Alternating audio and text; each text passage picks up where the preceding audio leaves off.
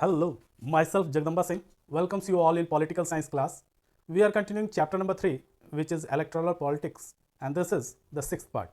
इससे previous video में हम लोगों ने डिस्कस किया था कि ये जो इलेक्टोरल कंपटीशन डेमोक्रेसी में देखी जाती है ये अच्छी है या बुरी है, ये होनी चाहिए या नहीं, इसको हम लोगों ने पिछले वीडियो में जाना था। और आज जिस टॉपिक पे हम लोग चर्चा करने वाले हैं वो है what is our system of election, कि जो सिस्टम है इलेक्शन का एक डेमोक्रेटिक कंट्री में वो कैसा है उसको हम लोग ज़रा सा समझेंगे। तो आइए शुरू करते हैं कि Lok Sabha and Vidhan Sabha elections are held regularly after every 5 years. जो विधानसभा और लोकसभा का इलेक्शंस होता है वो हर 5 वर्ष पे उसे कंडक्ट कराया जाता है और ये एक रेगुलर पीरियड ऑफ टाइम में, रेगुलर इंटरवल पे ये इलेक्शंस करवाए जाने बहुत ज़रूरी होते हैं एक डेमोक्रेसी में। After 5 years the term of the elected representatives come to an end. जो इलेक्टेड रिप्रेजेंटेटिव होते हैं उनका कार्यकाल जो होता है वो हर 5 साल पे चेंज हो जाता है, उनको फिर से एक बार इलेक्शन में जाने की ज़रूरत पड़ती है। लोकसभा और विधानसभा स्टैंड डिसॉल्व और हर 5 वर्ष पे लोकसभा को या विधानसभा को डिसॉल्व कर दिया जाता है, यानी कि उसके कार्यकाल को समाप्त कर दिया जाता है और फिर से एक इलेक्शन कंडक्ट कराए जाते हैं जिसमें से फिर से नए जो लोकसभा के सदस्य होते हैं या विधानसभा के सदस्य होते हैं, मेंबर्स होते हैं, दे आर इलेक्टेड। तो हम लोग ये देख रहे हैं कि एक निश्चित पीरियड ऑफ टाइम होता है वो, और वो इंडिया के संदर्भ में 5 years है। किसी किसी कंट्री में ये 4 years पे भी होता है जैसे अमेरिका, और किसी किसी कंट्री में ये 6 years का भी होता है। तो इंडिया में जो इलेक्शन का ड्यूरेशन रखा गया है, एक इलेक्शन से दूसरे इलेक्शन के बीच जो ड्यूरेशन है वो 5 years का होता है। और जो इलेक्शन कराए जाते हैं वो लोकसभा के भी कराए जाते हैं और विधानसभा के कराए जाते हैं। स्टेट लेवल पे विधानसभा होती है और नेशनल लेवल पे लोकसभा होती है। तो इनके मेंबर्स हर 5 साल पे चुने जाते हैं और 5 साल का कार्यकाल समाप्त होने पर इनका कार्यकाल भी समाप्त हो जाता है, इन रिप्रेजेंटेटिव का भी कार्यकाल समाप्त हो जाता है और फिर से उनको इलेक्शन में जाने की जरूरत पड़ती है क्योंकि लोकसभा और विधानसभा डिसॉल्व कर दिया जाता है। Elections are held in constituency at the same time. और ये इलेक्शंस जो कराए जाते हैं वो हो सकता है कि एक ही दिन करा लिया जाए या either on the same day और within a few days. ये इलेक्शंस या तो सिमिलर डे करा लिया जाए, एक ही दिन करा सकते हैं, पूरे नेशन में करा सकते हैं एक दिन में, लेकिन इंडिया का पॉपुलेशन इतना ज़्यादा है कि एक दिन में नेशनल लेवल पे या स्टेट लेवल पे इलेक्शन कराना संभव नहीं होता है। तो जो छोटे स्टेट्स हैं वहाँ तो एक दिन में संभव हो जाता है, लेकिन जो लार्ज पॉपुलेशन जिन स्टेट्स में है लाइक उत्तर प्रदेश, मध्य प्रदेश, राजस्थान, यहाँ एक दिन में इलेक्शंस कंडक्ट नहीं कराए जा सकते। तो इनको विभिन्न चरणों में इनका इलेक्शंस कराया जाता है, तो उसमें कुछ समय जरूर लगता है। तो या तो एक दिन में कराए जा सकते हैं या उसके लिए फ्यू डेज लग जाते हैं, कुछ दिनों का अंतराल एक से दूसरे इलेक्शंस के बीच में डाला जाता है ताकि एडमिनिस्ट्रेशन उस हिसाब से अपने आप को तैयार कर पाए, इलेक्शन कमीशन उस हिसाब से अपने लोगों को तैयार कर पाए कि वहाँ पर free and fair elections conduct कराए जा सके। This is called general election और इसी को हम लोग जनरल इलेक्शन कहते हैं। तो जनरल इलेक्शन किस तरह से होते हैं इसको हम लोगों ने समझा कि उसके कार्यकाल फिक्स होते हैं 5 years के लिए और 5 years के ड्यूरेशन पर रेगुलर ये इलेक्शंस कराए जाते हैं और नए रिप्रेजेंटेटिव चुन करके आते हैं। लोकसभा को डिसॉल्व कर दिया जाता है। ये इलेक्शंस एक दिन में भी कराए जा सकते हैं या एक से ज़्यादा दिन भी लग सकते हैं इन इलेक्शन को कंडक्ट करना, और इन इलेक्शंस को हम लोग जनरल इलेक्शन कहते हैं। तो sometime election is held only for one constituency to fill the vacancy. कभी कभी कुछ इलेक्शंस ऐसे होते हैं जिनको वो कॉन्स्टिट्यूएंसी का सीट खाली हो जाता है, वैकेंट हो जाता है, तो वहाँ पर इलेक्शन कराए जाते हैं। जैसे मान लीजिए कि कोई एक कॉन्स्टिट्यूएंसी है जहाँ के एक जो मेंबर हैं लेजिस्लेटिव असेंबली के मेंबर हों या इस नेशन असेंबली के यानी लोकसभा के मेंबर हों, एमपी हों या एमएलए हों, अगर उनका डेथ हो जाता है सपोज कीजिए, तो उस स्थिति में वो जो एमपी का या एमएलए का पद है उस कॉन्स्टिट्यूएंसी का वो वैकेट हो जाता है, वो खाली हो जाता है। ऐसे में वहाँ पर एक ही सीट के इलेक्शंस कराए जाएंगे उस स्टेट में।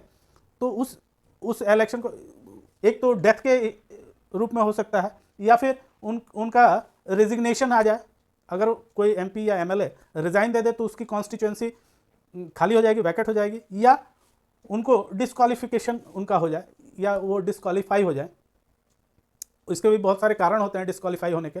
जैसे मान लीजिए कि किसी एमपी या एमएलए पर कोई मुकदमा चल रहा है और उस पर 2 साल से अधिक का समय का उन पे सज़ा हो जाती है, उनको 2 साल या 2 साल से ज़्यादा, तो उनको एज ए एमएलए और एमपी उनको डिस्क्वालीफाई कर दिया जाता है उस सीट से। तो ऐसी स्थिति में भी वो जो सीट है वो खाली हो जाती है, वो कॉन्स्टिट्यूंसी खाली हो जाती है। और ऐसे में सिर्फ उस कॉन्स्टिट्यूंसी का इलेक्शन, पूरा जनरल इलेक्शन नहीं कराया जा रहा है, उस कॉन्स्टिट्यूंसी विशेष का इलेक्शन कराया जा रहा है। तो ऐसे इलेक्शंस को हम लोग बाई इलेक्शन कहते हैं। This is called by election. तो इलेक्शंस को हम लोग देख रहे हैं 2 तरह के हो गए। एक तो जनरल इलेक्शन हो गया जो पूरे नेशन वाइड होगा या फिर पूरा स्टेट वाइज होगा, और एक होता है कि जहां सीटें खाली हो गई कॉन्स्टिट्यूंसी में, किसी भी कॉन्स्टिट्यूंसी में, किसी भी स्टेट में, तो वहां फिर से एक बार इलेक्शन कराए जाएंगे ताकि वहां पर एमपी और एमएलए का चुनाव हो जाए। तो ऐसे इलेक्शंस को बाई इलेक्शन कहते हैं। और जो पूरे स्टेट में और नेशन लेवल पर कंडक्ट कराए जाते हैं, they are called general election. To know the general election, अब हम लोग थोड़ा सा जनरल इलेक्शन के बारे में और भी चीज़ें जानने की कोशिश करेंगे हम लोग। तो to know the general election we have to understand the constituency. ये कॉन्स्टिट्यूएंसी शब्द बार बार आ रहा है हम लोगों की चर्चा में, तो आइए समझते हैं कि कॉन्स्टिट्यूएंसी किसको कहते हैं। आइए इलेक्टोरल कॉन्स्टिट्यूएंसी को समझने की कोशिश करते हैं। What is electoral constituency? In our country we follow an area based system of representation. ये जो रिप्रेजेंटेशन की जब बात आती है तो हम लोग एरिया एक निश्चित करते हैं कि वहाँ से एक रिप्रेजेंटेटिव को लोग चुनेंगे, और उस सर्टेन एरिया के जितने भी लोग होंगे उनका एक ही रिप्रेजेंटेटिव होगा। The country is divided into different areas for the purpose of election, और इलेक्शन के पर्पज से इसको डिफरेंट एरियाज में इसको डिवाइड किया जाता है कंट्री को। This areas are called electoral constituencies, और इन्हीं को इलेक्टोरल कॉन्स्टिट्यूएंसी कहते हैं। इसको जरा समझते हैं हम लोग कि मान लीजिए कि ये हमारा इंडिया है,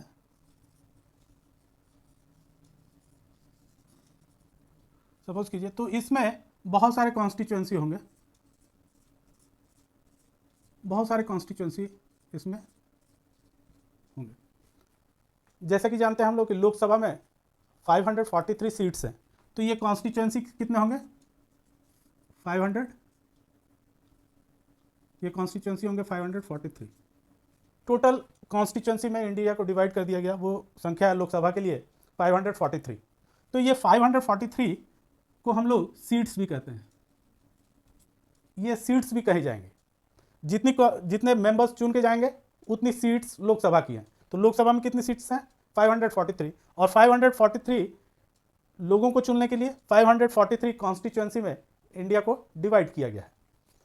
तो इस तरह से एक सर्टेन एरिया को लिया जाता है, एक सर्टेन एरिया, और इसके अंदर जो लोग रहेंगे, जो पॉपुलेशन होगा, वो एक सर्टेन पॉपुलेशन होगा। यानी कि एक सर्टेन पॉपुलेशन और एक सर्टेन एरिया को हम लोग कॉन्स्टिट्यूएंसी कहेंगे, और इसको हम लोग सीट भी कह सकते हैं, क्योंकि इतनी ही सीटें लोकसभा में या असेंबली के इलेक्शंस में होंगी। तो the voters who live in the area elect one representative. इस एरिया में जो भी पीपल्स रहेंगे they will elect one representative. For Lok Sabha election the country is divided into 543 constituency. जैसा कि मैंने बताया कि लोकसभा के लिए 543 कॉन्स्टिट्यूंसी में इंडिया को डिवाइड किया गया, और इतनी ही लोकसभा में सीटें भी हैं। इसके अलावा 2 सीटें और होती हैं जिन पे राष्ट्रपति उनको मनोनीत करते हैं, तो उसकी बात छोड़ दीजिए। ये कॉन्स्टिट्यूएंसी जो है वो 543 ही होगी पूरे इंडिया में, यानी कि इतनी ही सीट भी कही जाएगी। The representatives are called member of parliament और एमपी। इनको मेंबर ऑफ पार्लियामेंट या एमपी कहा जाता है, जो लोकसभा के लिए चुन के जाएंगे।